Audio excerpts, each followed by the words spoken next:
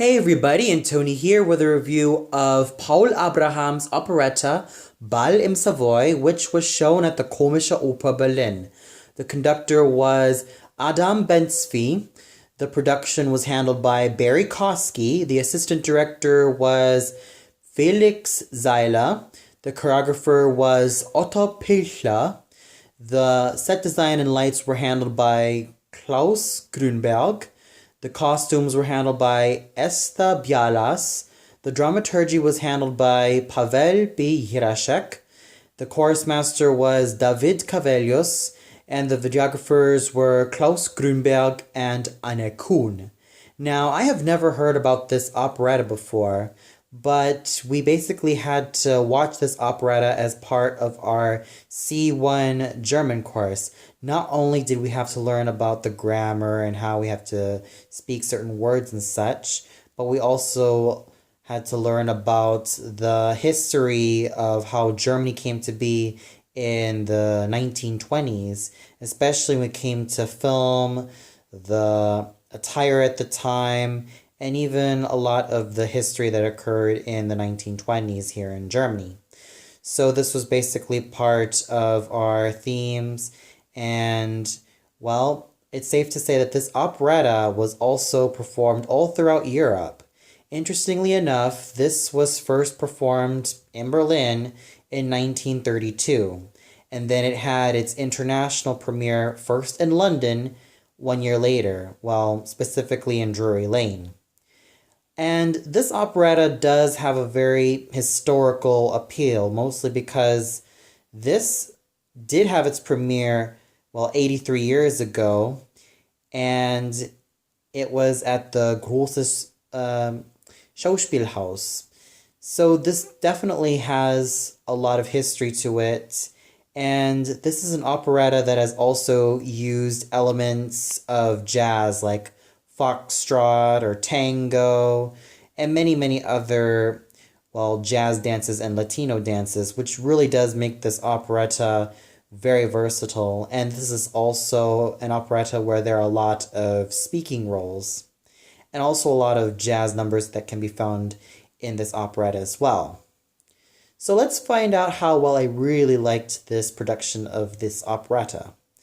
Starting with, the production. So you can really tell that Barry Kosky and the crew never disappoint when it comes to productions. This production really does live up to the standards of how this operetta should be performed. And let's just say that everything about this production is colorful, lively, and it just really bursts with such a grand atmosphere. The operetta starts off with a quintet done by the Savoy boys, also known as the Linden Quintet Berlin.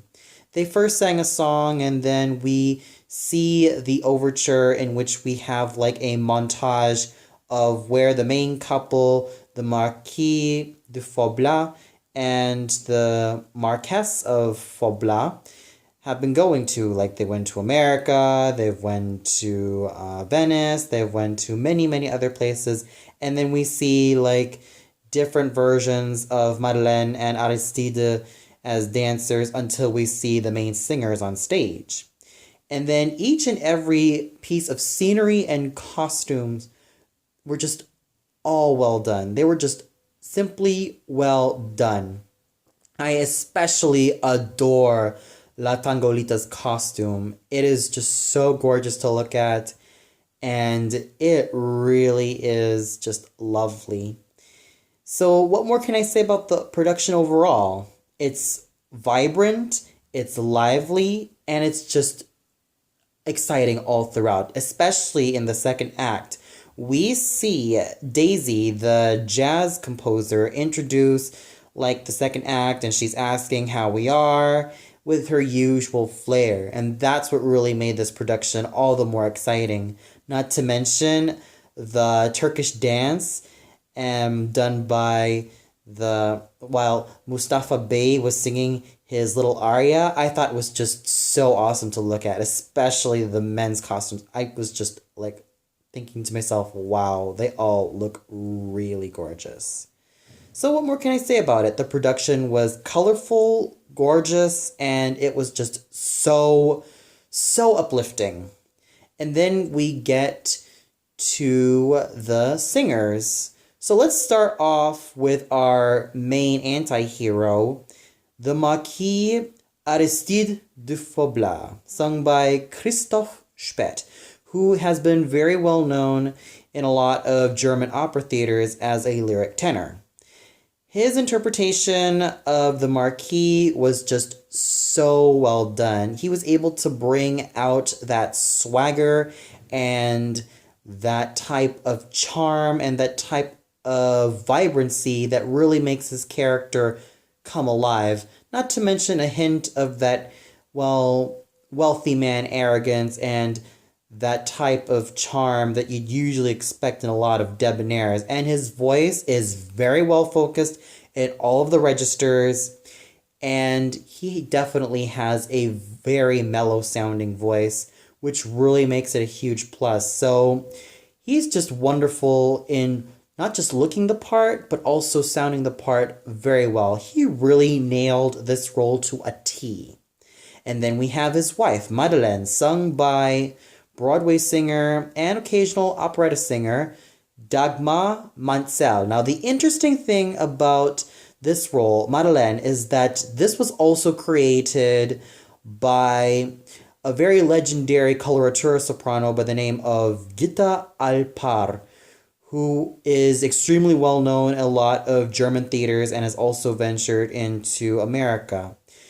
Not only was she a very well-known opera singer specializing in the lyric coloratura soprano repertoire, but she was also a very well-known operetta singer and also a movie actress, mostly specializing in a lot of German films with the occasional American films here and there.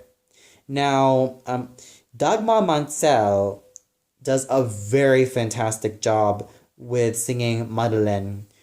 Her voice is very homogeneous throughout all the registers, from singing the low notes of a contralto to some of the high notes of a soprano.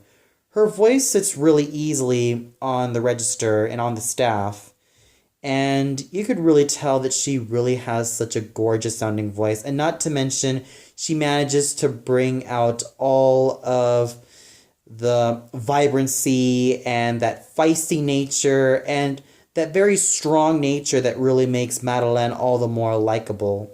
So she really does nail her part to a T as well, and she definitely nailed her notes really wonderfully, and she does it with such flair and such vibrancy that I was totally hooked throughout the evening. And then we have the Mustafa Bey, sung by Helmut Baumann. And interestingly enough, Helmut Baumann was also a dancer and an actor. I basically had no idea that he could also sing as well, because I thought that he would also be like an operetta singer as well. Though mostly he specializes in acting and dancing. So with hearing him sing, I thought he managed to really hit all of his notes very wonderfully, which is no surprise because the role of Mustafa Bey is usually given to a tenor. And he nails his part very well with such comedic flair and with such great timing that I was totally hooked every time he was on stage. And it was a very thrilling experience watching this gentleman really do his thing.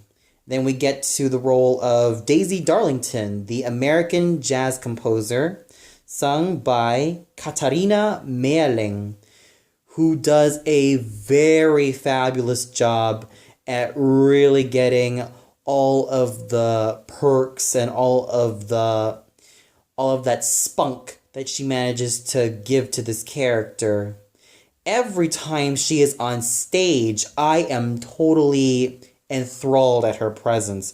Her stage presence is one of the strongest that I've ever seen from all the cast, and she's pretty much one of the big stars of the evening because of her stage presence, and not to mention her well-timed comedy and also her great singing, which is no surprise because Miss Meerling has also been very well known for singing a lot of jazz in a lot of Broadway songs, and she's been very well known all throughout Germany.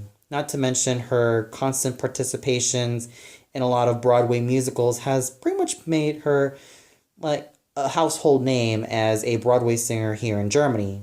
Also, interestingly enough, she also studied at the London studio and she also studied with Lee Strasberg in the US, which was just absolutely awesome to know.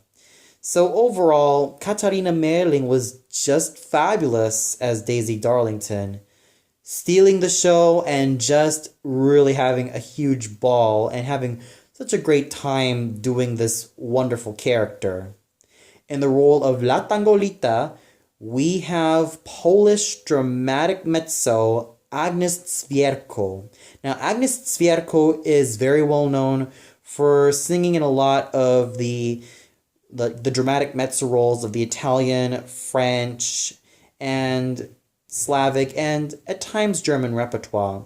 She's very well known for the likes of singing Eboli from Don Carlo, Amneris from Aida, Azucena from Trovatore, Mistress Quickly from Falstaff, and Ulrica from Ballo in Maschera, the Principessa from Suora Angelica, Sita from Gianni Schicchi, Yetzibaba from Rusalka, the Kabanica from Katya Kabanova, and the Kostelnichka from Yanufa.